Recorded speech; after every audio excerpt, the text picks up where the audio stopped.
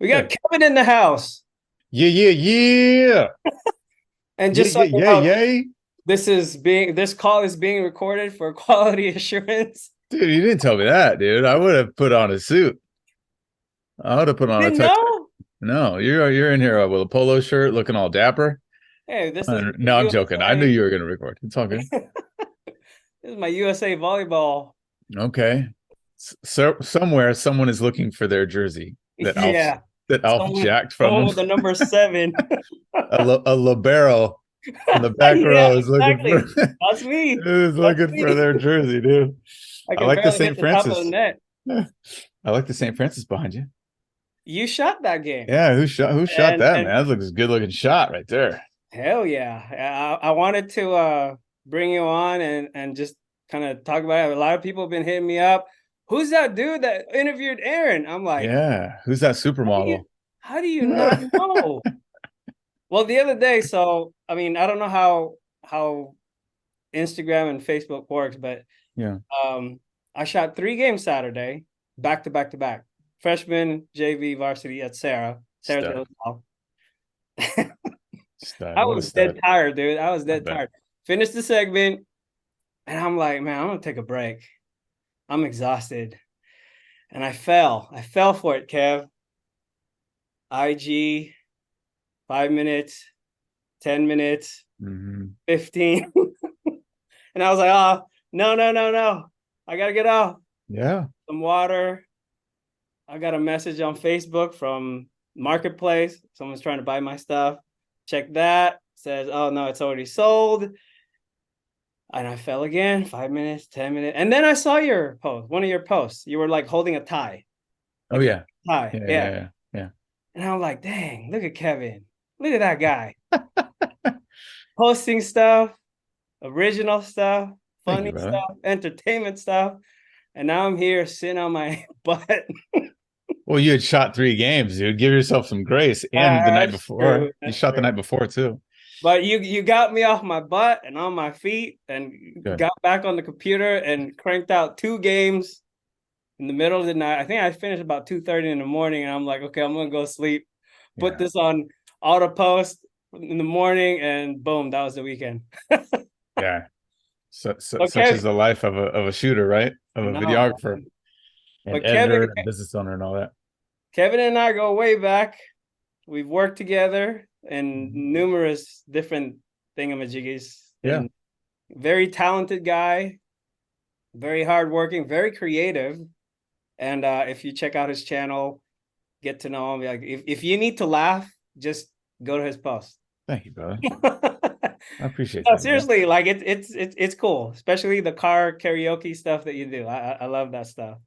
Thank you. So, but anyway, so this year Kevin joined us with he started off with doing a feature on Aaron Knapp, which is out now. Hmm. It was a hit, and great job telling the story, by the way. It was, I couldn't really like do much because it was the interviews were so raw and perfect, and like you told the story so just through your questioning and stuff. So it was cool. I enjoyed it. Thank you, brother. um, Well, credit to Aaron too, because as you know from doing these as well, you can have all the notes and questions and plan thought out, but unless you've got an interview subject that is willing to share, willing to talk about stuff that might not be their most fun thing to talk about, but then also able to have fun as well and be open to making fun of themselves and having some silly moments as well. Like Aaron showed great maturity and everything that you would want. Like as a if I was a dad, like, and especially talking to his dad later on after we sat down with Aaron, like how proud they must be of him and the adversity that he's overcome, how he's leading this team. And obviously he didn't have a huge game on Friday, but you still need a dude out there that is going to put guys in position, make the throws that he can make. He can't go catch the ball as well. They had some drop passes.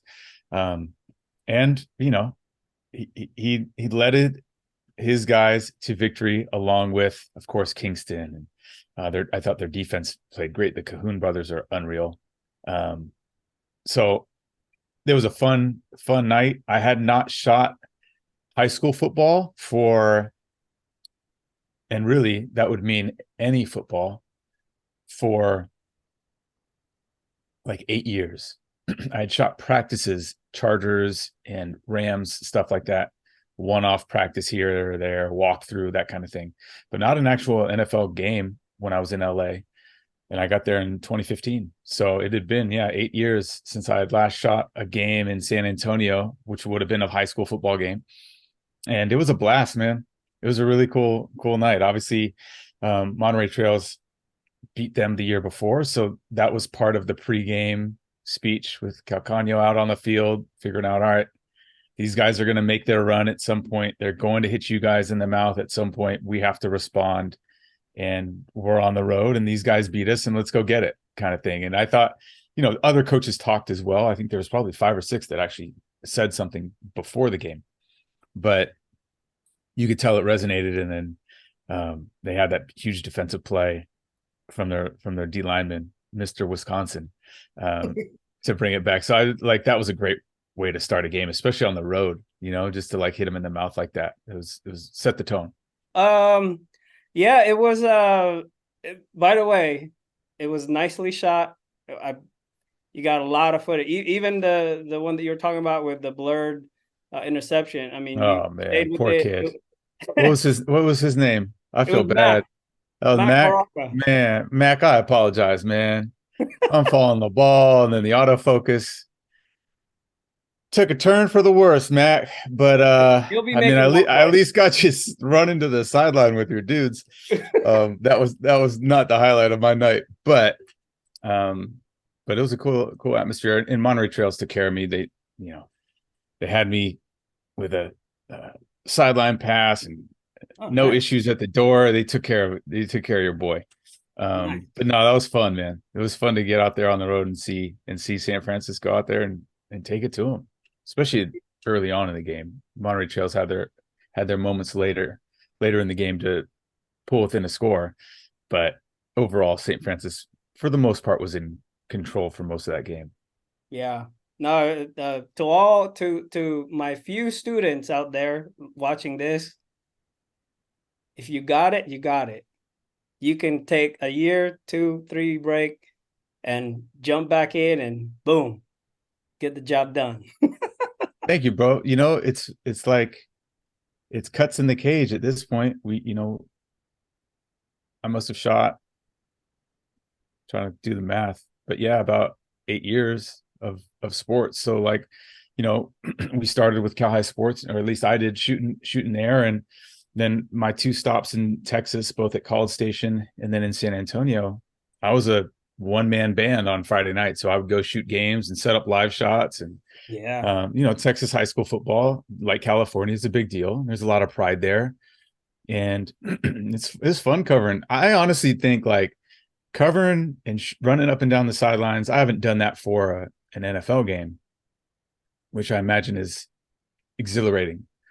But doing so for high school football is fun, man. And I've been able to cover some big games, but there's really nothing like running around with a camera up and down the sidelines on a Friday night, like, Yeah. It's a or a workout. Saturday day or a Sunday. You know what I mean? Like, no matter the level of the game, but I just think in general, like there's way more hoops that you got to jump through on an NFL sideline Yeah. than a high school, right? So you're able to have better access. You're able to get shots of guys without a PR dude pushing you out of the way. Like it's just, Or security. yeah. And the interviews afterwards, it's like, as long as you build a rapport with the guys, they're going to want to talk to you. Whereas opposed to an NFL guy, it's a group thing. You typically won't get a guy one-on-one. And even then you get 2 questions and then the media guy's looking at you sideways. So it's just fun getting to talk to, these guys, and Kingston was really gracious with his time, despite working harder than Alf on his Saturday. I mean, Kingston toted the rock 30 times. He set 167 yards and 3 scores. What a Yeah. stud, man. He's got his whole family there afterwards and taking pictures and showing love. It was cool. It was really cool. Nice. Well, so now that you've seen him in person versus film, Mm-hmm. what's your What do you think? He's very businesslike and really lays hat to finish runs. I don't know that I saw him fall backwards from a hit in that game. Sure, it happened at some point, but for the most part, he's fallen forward, and it's taken 2 to 3 guys to bring him down. And he's not, 6'4", 250, but he's obviously strong, and he runs probably stronger than he might even look.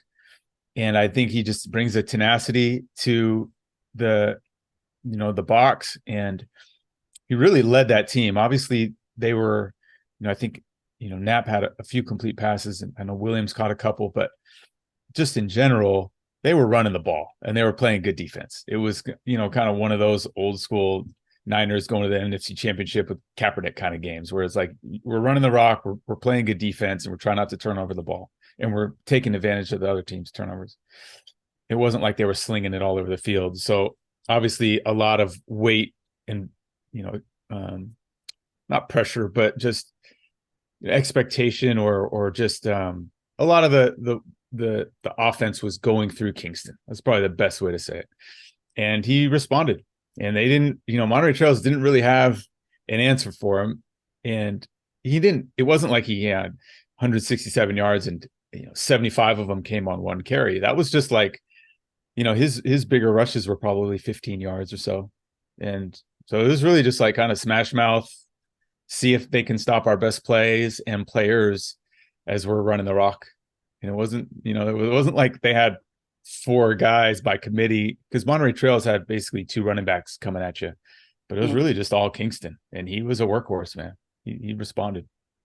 So Chase didn't get to carry the ball. Yeah, I didn't see that. I mean, it's probably because he was making so many dang Yeah. tackles on defense. It was got the stats earlier. I think I forwarded it to you. Yeah. 9 tackles for Jackson, 8 for Chase. But I wanted to ask you about that. On Mm-hmm. those assisted tackles, those are separate plays, right? Because I think Chase had 6.5 assisted tackles. So that would have meant he was in on almost 15 tackles, which is when we talked after the game, I was like, Yeah. he had to have had like 12 or 15 tackles tonight. I'm not And sure how they tally I, up I think that is because when I looked at it, it said that a solo tackle is 1, and then an assisted tackle can be shared by 2 guys. So so to it's like me, a that's point a five. separate play. Yeah. Oh, I see. So that should be at least theoretically a separate play if I'm reading it right, which would mean he was, in on almost 15 tackles in the game. I mean, he really was all over the place, dude. It That's was, and when I looked down and I was like, these guys better than I do. And when I looked on the roster, and I was like, this dude's a sophomore. What? Hey, that's wild. He's playing middle linebacker, leading the yeah. team, like calling out plays. I mean, just man, good luck when he's a senior, dude. Have I fun rest of the WCAL, and because you're going to be dealing with I him. think you just saw a glimpse of the young talent of this team, because obviously, if you play a team that doesn't run as much, you'll and pass, like you'll see their young safeties and cornerbacks making plays. But yeah, Chase and Jackson, they're gonna run run the show. Yes, this is going to be a ramp up for St. Francis. I believe they are young and they have nothing to lose, but everything to gain this season. So are they going to win league? Probably not. Sarah's going to win, no doubt about that. But they can mess up the rankings with some upsets. So looking forward to seeing those guys. But yeah, so the other thing that I was going to ask you is you're now that you saw the highlights, you saw them in person. I don't know if you saw the Serra highlights, but Serra beat De La Salle 28-0, which is back in our days when we started shooting, De La Salle was running the show. And one of the things that I talked to Coach Andrew and Ethan earlier is that, I see something special going on at Serra and the league, to where when De La Salle was running the show, they were in the EBAL, but they were a private school. they had like unlimited resources pretty much. But the WCAL with Serra running the show now you got St. Francis as well. I think this whole league is going to rise up to a whole different level in the next couple of years, and you see it in the younger players. Like they're gonna elevate this league. Guys like Chase, that's a special player. Kingston, special player. Jackson, that lineman, Asher, Mm-hmm. he's a junior. Yeah. And I think they have a couple of other sophomore line on there. Mm-hmm. So yeah, it's gonna be pretty exciting. No, definitely. And I think, to your point, when you've got a bit of a shifting of the guard, correct me if I'm wrong, but Sarah had some costly turnovers in that game as well, or it could have been a little worse, right? In terms of I the think there's two. yeah, I saw when I saw the highlights, it looked like there was a couple picks, and and obviously, they got some turnovers as well on defense, but just in general, to your point, I've never seen I never saw De La Salle lose in the 6 years that I was covering high school sports in the Bay. Yeah. Um, and I certainly never saw him get shut out. The only time I saw they had a real close game was when they were down at halftime to DeAnthony Thomas and Crenshaw High. Yes. It was 14-7, I want to say, at half. And then they came out in the second half and they ended up winning 28-14. But DeAnthony Thomas did not play in the second half. He got hurt right before halftime. And that was a totally different team, obviously, with him on the field before he went to Oregon and then the Chiefs and had an NFL career. But at the high school level, he was unreal. I mean, just blazing fast. But the Spartans responded as they always did, at least when I was around. So when you go out and post highlights of them getting shut out, it's like mind blowing to me because I've never seen that ever. But to your point, Sarah has with Coach Walsh has laid the groundwork for a long time.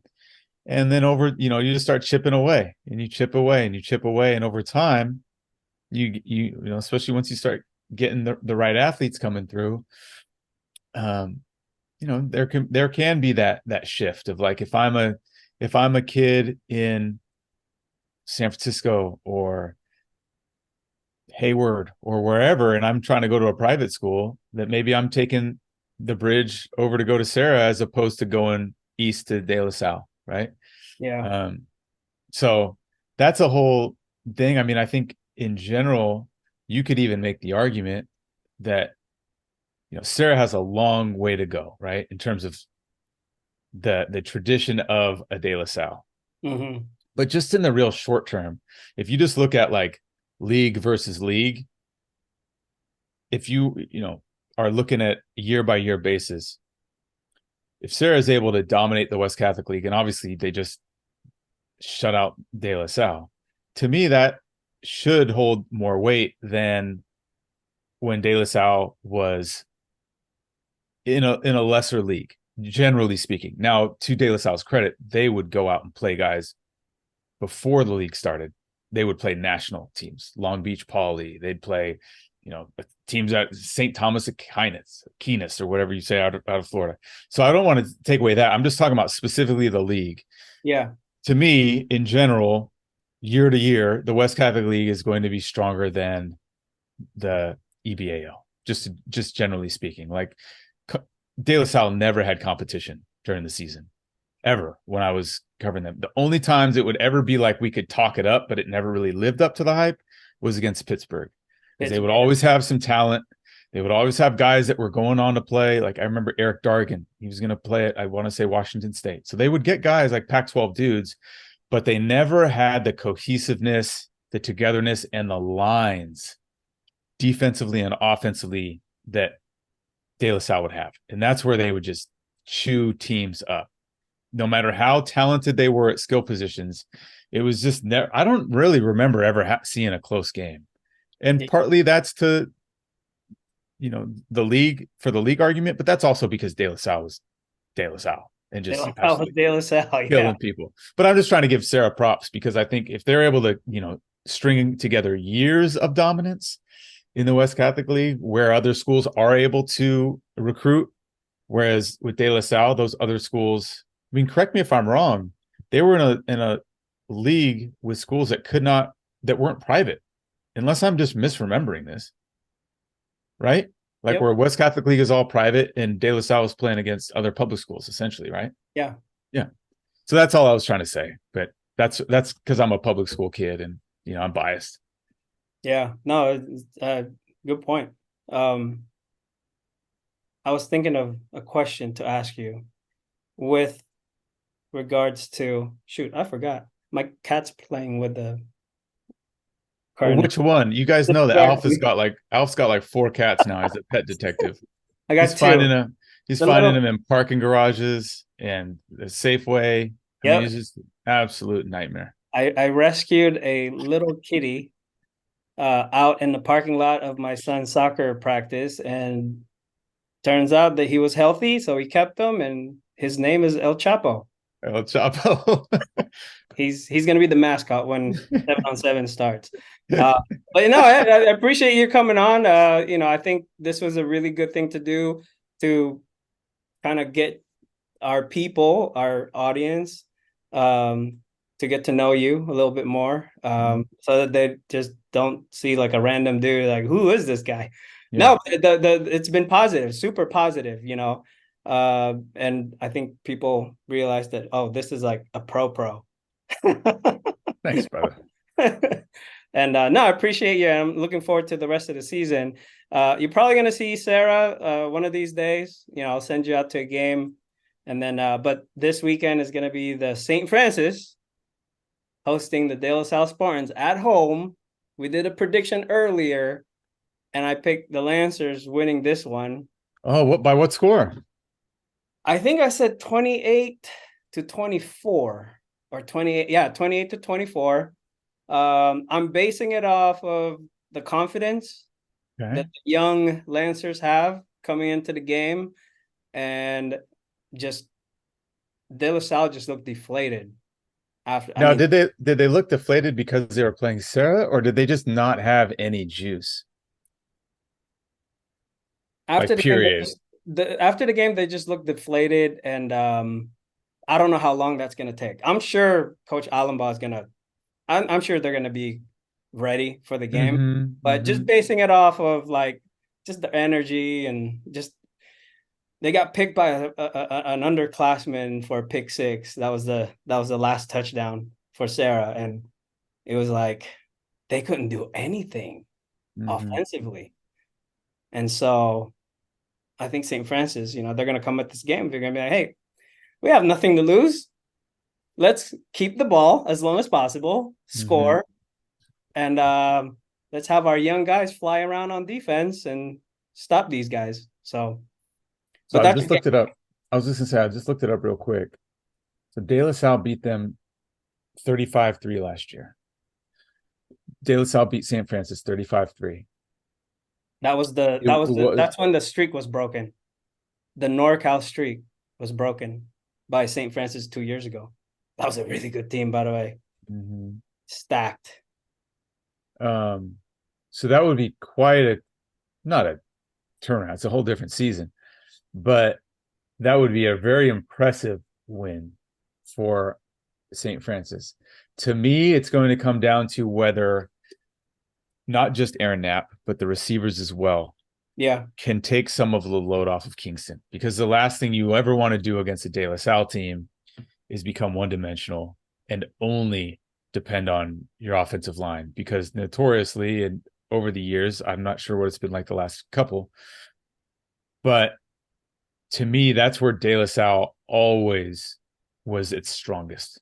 Yeah. Was up front. They would just wear teams out with sheer numbers and talent too, but just guys that played discipline, stayed in their gaps, didn't get out of position, just played within their system the right way. And the last thing I would want to see if I was Kingston was 8-9 guys in the box because this team doesn't think we can throw against it. So to me, it's like if you're going to beat these guys, you're going to have to be clicking on all cylinders. You cannot just be a one-dimensional team. Knapp's going to have to throw and complete more passes than he did against Monterey Trail. The receivers are going to have to haul in passes that they should have caught last Friday night. that's going to have to happen. Yeah. And then, you got to be sharp on special teams. To me, those are like, it's almost like you're watching the Patriots when you're watching De La Salle historically back in the Yes. day, back in my day, where they didn't make mistakes and they took advantage of yours. And so you really had to play balanced ball. You had to have the dogs to go up against them, but you had to execute too. And obviously anything can happen on a Friday night. Francis certainly has the talent to do it, especially when you're at home and there may be some hangover from De La Salle losing, but from an outsider's perspective, with me not being a beat writer on one of these teams, there's a lot of pride at De La Salle, and for them to start a season 0-2 would not be good, right? So, like, I know that not only that message is coming from the coaches, but that's coming within the players, peer to peer as well, where it's like, dude, all right, that's fine, not fine, but hey, things didn't go the way we wanted to at Serra. We cannot let this compound. Let's band together. Let's get on the road. No distractions, and beat the St. Francis team. I would give a slight edge. I haven't even watched really De La Salle just in general. But I think to your point, it'll be close. If you said, hey, you got to pick a team right now, you got to remember, I saw 6 years of domination from De La Salle. So until I see them lose in person, I'm not going to believe that it's happening, unless you're going up against, a state championship level team like Serra. So they'll have to prove it to me. But to me, it's like, to your point, it should be close. And that'll be regardless, it's going to be fun. I'll be running around, flying around on Friday night Mountain View. And shoot, I would love for St. Francis to win because, at least there's some,